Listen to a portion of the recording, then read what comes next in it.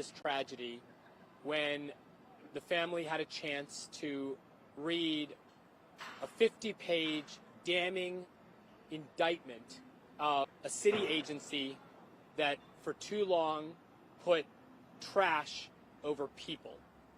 In everything that they have done for years, their priority was not the well-being and humanity of the people that slaved away trying to pick up our trash. It was making sure that trash got picked up in fast routes, making sure that the right people got overtime, making sure that complaints fell on deaf ears. The Inspector General's report lays bare what this family and so many people in Baltimore already knew, that this agency from top to bottom for too long has been the embodiment of corruption and incompetence. It wasn't an accident. It was the product of deliberate, willful inaction, not on one day, not on 1 week, but for months and months. It now seems years and years. Faith reminded me that the agency was able to pull together trainings over a short weekend after Mr. Silver died. August 2nd, he went to work and didn't come home. August 6th, DPW found the resources and the room, the wherewithal and the wisdom to have a training about heat exhaustion. Never mind that the Inspector General had warned this agency about this problem 2 weeks earlier and 2 months earlier. And now we learn that these problems had gone back years. I can't tell you that one page was harder to read than another. They were all hard to read. But hearing that they did trainings for about half the staff in 2022, and then none in 2023, and one a few days after Mr. Silver died in 2024, tells you exactly how little they cared about their employees, our workers, paid with taxpayer dollars, slaving away in 100-degree weather, day after day, week after week, summer after summer. Mr. Silver didn't work for DPW the last time they had a training. In 2022, he wasn't even an employee there. You know what that means? It means he never had a chance to know what to do, to diagnose the symptoms, to ask for aid from the very problem that the Inspector General was warning this agency of 2 weeks earlier. That was hard to read. It was hard to read when a supervisor, apparently no longer there, said out loud what apparently so many in this agency had thought for years. That these workers are replaceable. We can just replace them. That quote stood out because it reflects so many of the decisions that the institution was making. I'm glad the mayor, the DPW director had the obvious insight to not have that person working there anymore. But if you think that was the only person who thought that way, read the report again. Supervisors, middle management, directors, yeah, they've put lipstick on a pig. They have repainted the walls and replaced some faucets in the bathrooms. They've got toilet paper and Gatorade. But how they conduct themselves is measured by these absurd routes, longer, overwhelmingly, than routes anywhere else in the nation.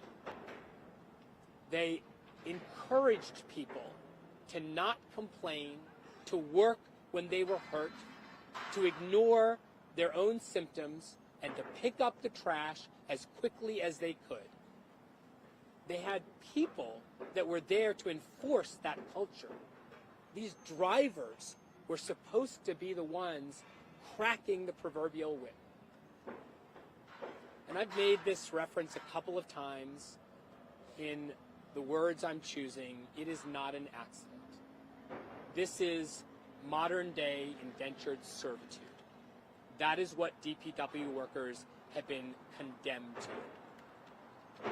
And again, Ronald Silver's death may have awoken this city to this tragic reality, but it was happening long before he died of heat exhaustion. The world now knows the name of Travis Christian. Mr. Christian, who struggled and suffered alongside Mr. Silver that same day. He's got survivor's guilt. He's come out to one press conference because he can't understand why he's still here and Ronnie's not. He told all of you he doesn't understand why the father of four, who had a loving mother and aunts and uncles and brothers and cousins, didn't survive that day when he, who also collapsed earlier that afternoon, mustered up just enough to help out Ronnie as best he could, for which this family is very grateful, and then stumbled, going the wrong way once and then the other way later, back to his home. This agency, we hope, will never be the same. They sure are saying some of the right things. But this report opens a wound for this family that is just beginning to heal. But be clear, this family is grateful for it. This family is grateful to the Inspector General for doing what she is charged with doing, showing, laying bare the tragic reality within this agency, hoping against all odds that perhaps Mr. Silver will not have died in vain. They are grateful for the truth contained in this report as much as they are heartbroken about the reality it reflects.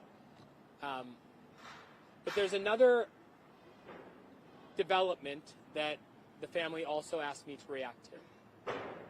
Over the weekend, the family learned from the Baltimore Brew's reporting that Moshe had issued a citation for serious workplace safety violations. They used the word serious, and then they issued no fine, because Maryland is one of a handful of states in the nation that has immunized our public employers from penalties for serious workplace violations. I don't know that a $15,000 or $150,000 fine would have made this agency act differently. They have racked up millions of dollars of workers' comp claims that apparently has not changed their behavior. But the audacity of a report that says this man died on a day where the heat index was 108 degrees, 2 weeks after this agency was warned that people didn't have water or Gatorade or training, the fact that that got a $0 fine and a harsh scolding that they need to do better going forward. The family is demanding, as I did in writing to Moshe earlier today, that they release the underlying findings that are the basis of their violation. When you read a police report that charges a person with drug dealing or carjacking, it lays out the underlying facts. It lays out the evidence that supports that. The Inspector General did it. The law firm hired by the city shared some of it. The same call that we made to the city to ask the law firm to waive its attorney-client privilege and share with the public who paid for that report the other underlying investigation. You can redact the names of the people that you interviewed, but the public ought to hear what they said. And Moshe ought to share what they learned in the course of their months-long investigation. Remember, this report was due a while ago. They extended the timeline to do additional steps, we assume. The culmination should not be in a 2-page, barren of facts citation with a $0 penalty. That is not accountability. That is not actually that helpful. The headline that there was a serious workplace violation, is there someone in Baltimore who didn't know that already? We're grateful that they had the courage to say it, but they need to do more. The family has been fully cooperative. I myself took Mr. Christian to an interview with Moshe, so we know that they were doing stuff. I know what Mr. Christian shared with them. I've spoken with Mr. Christian. He wants what he shared with Moshe to be public. So what reasons they have not to share what he shared with them are beyond me. But just as we did formally in writing under the auspices of a Maryland Public Information Act request, or under the auspices of a request of common decency to share with this family that has been grieving in the dark for so long what needs to come to light. Under either of those reasons, we have asked in writing what we are now asking in public for the state agency charged with ensuring the safety of public and private employees, that they release what they found. Redact the names. We're not asking you for the names of witnesses. We're asking you for the content of what they shared. We've done our own investigation. We've talked to some of these same folks. We don't need the names from them to understand the details, but the public deserves to know from a state agency, not from a lawyer for a private party, what they have found. I'm going to end by being clear about what happens next. We anticipate additional hearings. We know that there's another hearing next week before the City Council, where there will be more of the truth shared with our public elected officials and the public. And they will continue to sound their alarm with what happened. We wish they'd sounded their alarm when the Inspector General was. We didn't hear about any hearings before Mr. Silver died. Even as the Inspector General was issuing report after report in the early summer of 2024, no one spoke up on behalf of families like Mr. Silver's until it was too late. We're glad those hearings are happening. We will continue to listen attentively to what our public officials are saying. We're glad that they now see the broken system that has haunted this city for a generation, maybe more. We know that the Inspector General's work is not done, and we anticipate that we will hear more from her. Soon after that, the family will reflect on what it will do. From the outset, I have made clear that the family is weighing its legal options. The more we hear, the more we read, the more we learn, the clearer it is that accountability is needed not just in the court of public opinion, but perhaps in a court of law as well. But that decision we will not make until we have all of the facts that are the product of these investigations by public agencies. The public deserves to see it from them first, and then this family will decide how to proceed.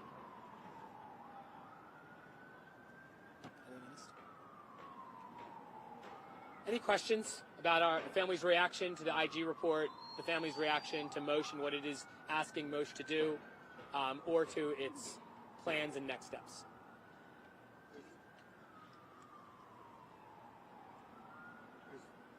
And the family member willing to just say their reaction to having these two reports out. I know that we hear from you all the time.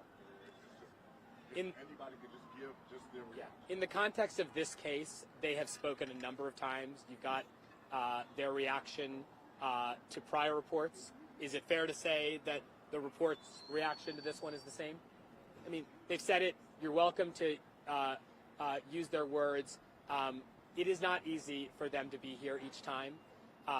Their reaction, don't quote me, quote them, but you can confirm that their reaction, again, is that they're breaking, that this is unacceptable, that this is wrenching, that the people that were charged with protecting this family failed to do their job. The agency that was responsible for protecting these hard-working public employees failed to do their job. In many ways, the IG's report ratifies and confirms what we've already known for a while. It lays it out in greater detail. It lays it out with facts and figures that the public needed to hear. But the headline is not shocking. The details are. I'm just curious why you guys are waiting longer to take any legal action. We have from the state itself finally, now that the city was in the wrong, it seems like the case is here. Look, as all of you know, when a complaint is filed, it will contain what lawyers refer to often as a speaking indictment, right? It will lay out all of the facts.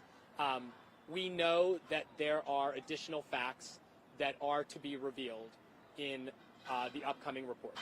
That is our understanding. And we want to respect the prerogative of the investigators that have been doing this for months. I don't think it's any secret that the Inspector General and the Deputy Inspector General had been burning the midnight oil to make sure that they are dotting every I, crossing every T, and turning over every stone. Out of respect for the arduous process they have undertaken, we want to make sure that they are able to share their report first. If you are going to take legal action, what is the deadline or statute of limitations that you would be able to do so? Look, like many civil actions in the state of Maryland, for most of the claims that are being considered, there's a 3-year statute of limitations. You talked about the upcoming hearings in council. Family members will be there. I know you'll be there, but exactly which committee and what time? I don't know that I have any more of the details than have been already shared. I believe it was scheduled for the 20th. And I believe it's the same committee that had the previous hearing. I presume, and we're grateful for this, that this is partly to make sure that now that the City Council has a lot more of the details, that they are in a position to ask DPW about them. Here's the frustration, I think, for the family. I think there's two.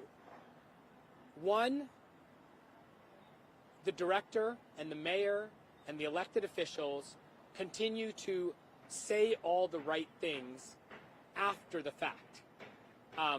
What they don't give is an explanation for why, on their watch, this took place with no action.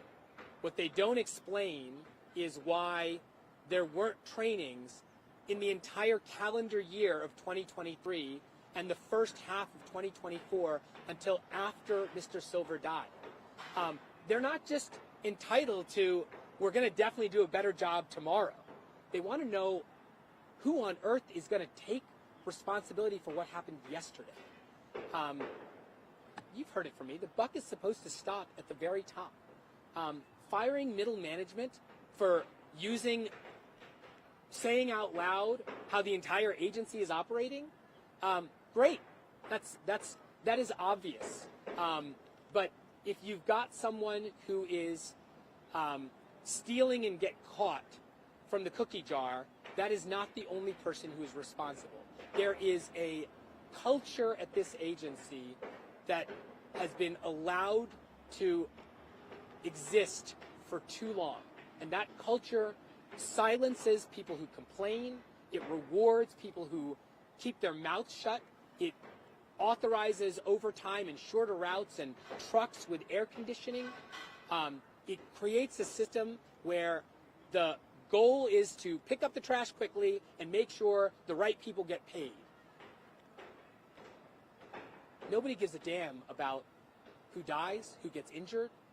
The death of Mr. Silver was not the first time heat exhaustion happened that summer. And so for you to not be able to provide water and Gatorade until the Inspector General comes out and says there's no water or Gatorade, for you not to be able to put toilet paper in the toilets and a new coat of paint on the facilities where these men and women work until after somebody calls you out on it, that is the opposite of what this family needs. So I know this family has one clear request to the members of the city council, which is not, what are you going to do going forward? We know the Department of Public Works has answers to all of that. They've supplied them already. What this family needs to understand is, why didn't it happen before he died? Why did a man have to die for the obvious to take place? You talked about the trainings prior to 2022. So when he was hired, there was no sort of formal training as far as being on the road or anything like that. I mean, it's a dangerous job to be out there. I mean, summertime gets over 100 degrees. There really was no training. Mr. Christian actually confirmed this in his press conference. A few months ago, when he spoke for the first time publicly, he was literally, on the very first day, told to get on the back of a truck and learn it as you go. Literally it would be like saying, why don't you guys join DPW tomorrow? Your first day is jumping on and holding on and learning along the way what to do. Now look, some of it's probably obvious. You pick up the trash and you put it in the back of the truck.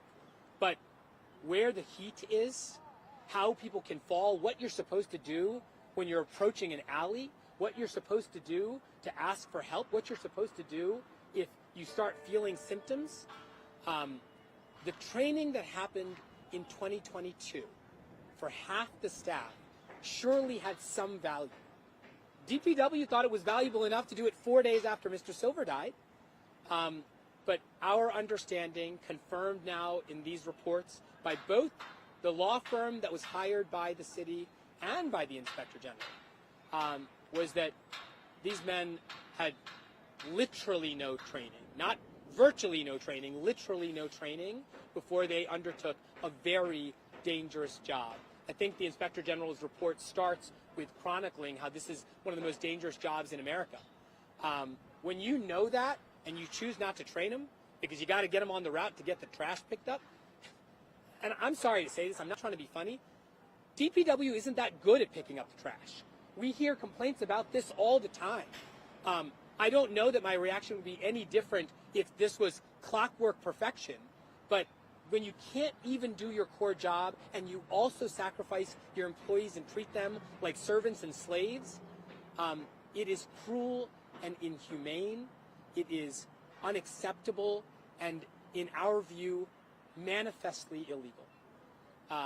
And these reports each day only confirm the worst nightmares of this family, which is, this is a man who is doing so much to try to take care of his family, and his supervisors, his colleagues, were doing nothing for him. Question, if everybody's done with their questions. The family's commitment is so obvious and impressive, and I wondered if they could stand for us for a photo of just them. Yeah, of course. I'm happy to do that. Yes. Any other questions? One last one, if you don't mind. You've said the mayor's office has said all the right things on camera. Have they said anything off camera as far as, trying to rectify? Obviously not, never going to be able to, but...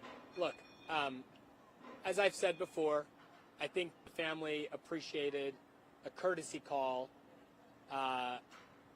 in the days right after he died. we haven't heard anything since. And let me be clear, they're not asking for more sympathy cards. What they're asking for is answers to some really basic questions. Let me remind all of you what we've already asked for. Number one, that law firm that was hired with taxpayer dollars, we were worried that they would airbrush it. They were essentially brought in to give the very best version of what happened. Even they condemned the agency and laid bare a number of things that were happening inside of the DPW.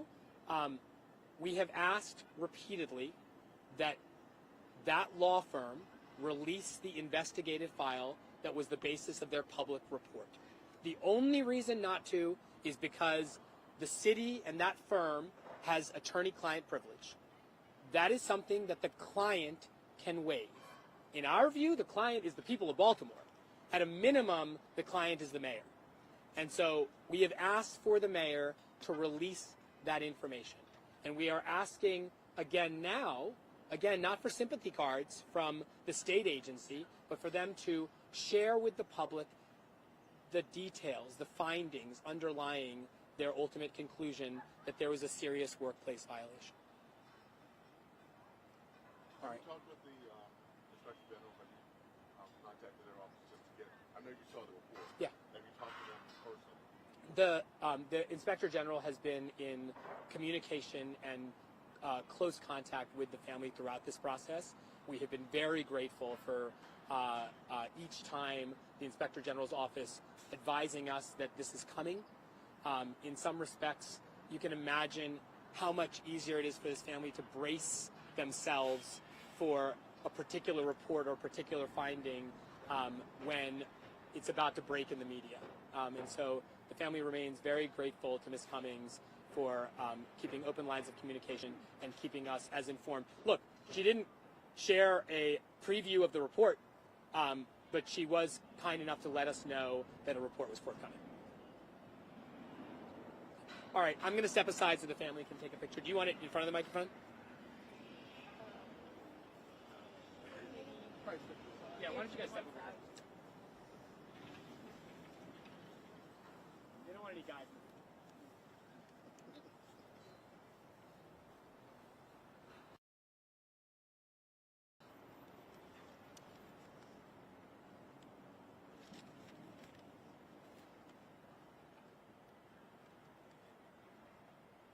That was a very good idea.